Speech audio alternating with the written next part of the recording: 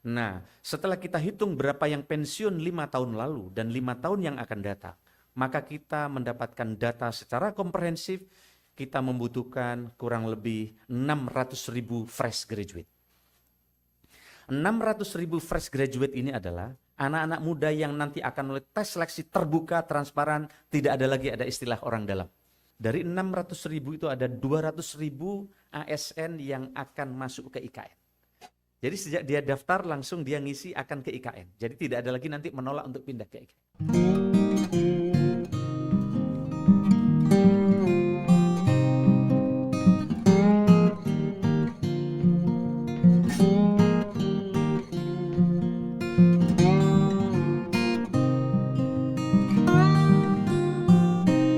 Menteri Pendayagunaan Aparatur Negara dan Reformasi Birokrasi, Abdullah Azwar Anas mengatakan, saat ini ada formasi rekrutmen CPNS khusus untuk penempatan di Ibu Kota Nusantara, IKN.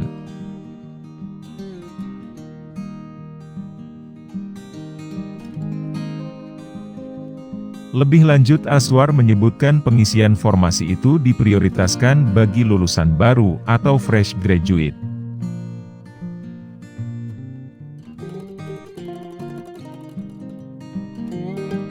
Formasi yang diberikan ke fresh graduate biasanya hanya 6.000 sampai 10.000 orang. Namun, untuk tahun 2024 ini kuota CPNS untuk fresh graduate mencapai 600.000 orang.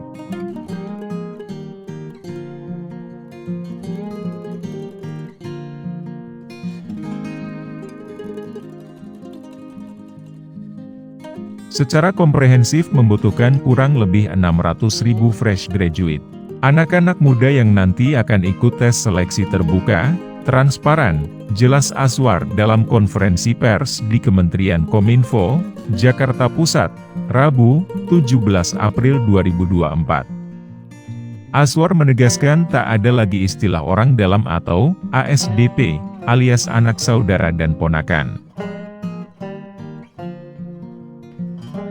Lebih lanjut, kata Azwar, 200.000 dari 600.000 CPNS langsung ditempatkan di IKN. Dengan demikian para calon ASN lulusan baru itu mesti memiliki kriteria yang mumpuni. Bapak Presiden Joko Widodo memerintahkan kepada kami diminta mempersiapkan dari 600.000 ada 200.000 ASN yang akan masuk ke IKN. Jadi sejak dia daftar, langsung dia ngisi akan ke IKN, terang Azwar Anas. Dengan demikian, tak ada lagi alasan menolak kepindahan ke IKN. Azwar juga menekankan proses seleksi sangat ketat dan CPNS yang terpilih adalah yang memiliki kemampuan multitasking dan semacamnya. Tidak ada lagi yang menolak untuk pindah dan syaratnya sangat ketat. Mereka yang punya multitasking dan seterusnya, imbuhnya.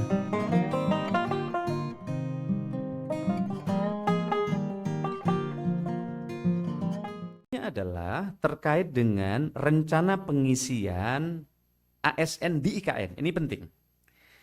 Selain pegawai ASN yang dipindahkan dari Jakarta ke IKN, pengisian pegawai ASN di IKN juga berasal dari formasi CPNS khusus IKN tahun 2024. Jadi ketika kami lapor kepada Bapak Presiden bahwa tahun ini kami lapor diperlukan rekrutmen fresh graduate karena selama ini lebih banyak P3K.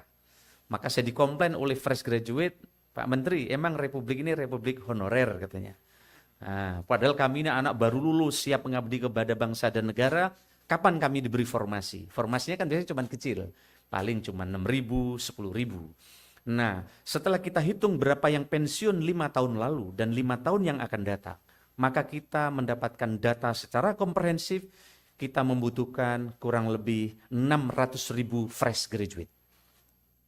600.000 fresh graduate ini adalah anak-anak muda yang nanti akan oleh tes seleksi terbuka, transparan, tidak ada lagi ada istilah orang dalam. Ya, tidak ada lagi ada istilah ASDP, anak saudara dan ponakan. Karena di situ semua sistemnya CAT. Maka KPK, kemudian Kejaksaan juga ikut tes di tempat kami. Termasuk juga Kemlu.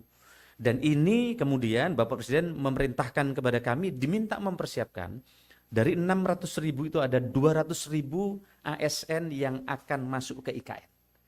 Jadi sejak dia daftar langsung dia ngisi akan ke IKN. Jadi tidak ada lagi nanti menolak untuk pindah ke IKN. Dan syaratnya sangat ketat, mereka adalah yang punya multitasking dan seterusnya dan seterusnya.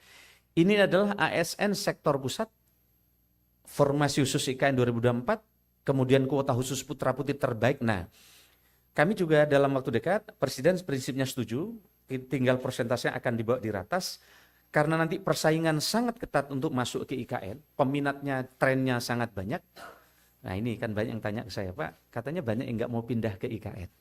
Padahal justru secara informal, bahkan yang formal ke saya, banyak yang mereka tidak masuk dalam skenario pemindahan ke IKN, minta dipindah ke IKN.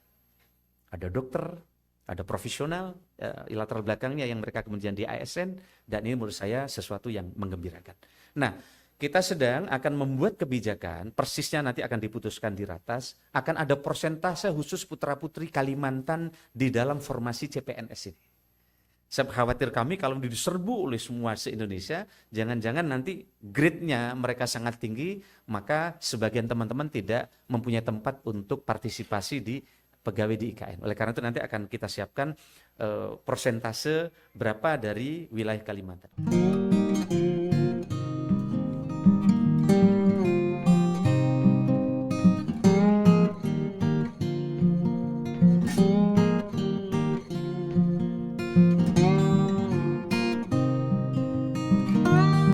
Beberapa kriteria yang perlu diperhatikan dalam penempatan pegawai ASN ke IKN, yakni harus menguasai literasi digital, memiliki kemampuan multitasking, serta mampu menerapkan nilai-nilai berakhlak, berorientasi pelayanan, akuntabel, kompeten, harmonis, loyal, adaptif, dan kolaboratif.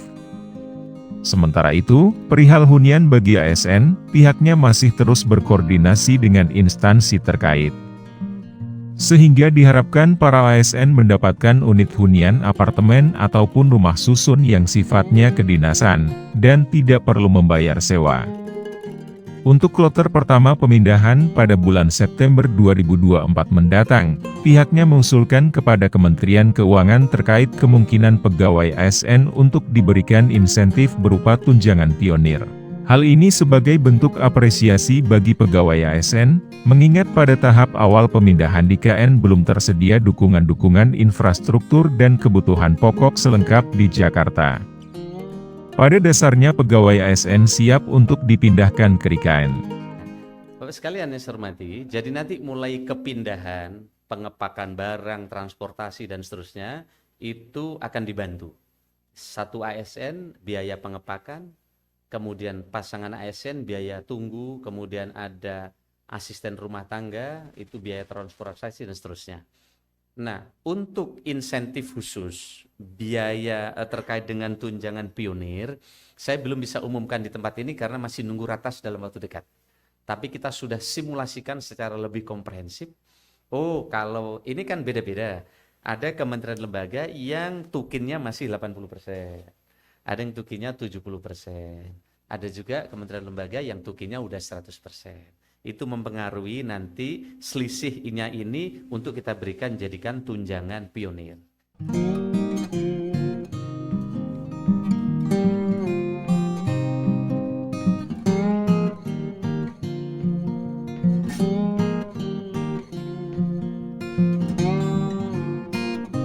Saat ini, pihak Kemenpan RB juga terus berkoordinasi untuk memastikan mengenai infrastruktur pendukung seperti ruang kantor, infrastruktur jaringan, dan sistem yang dibutuhkan untuk mengoptimalkan peran pegawai ASN yang ada di IKN dan efektivitas komunikasi dengan kantor yang masih ada di Jakarta.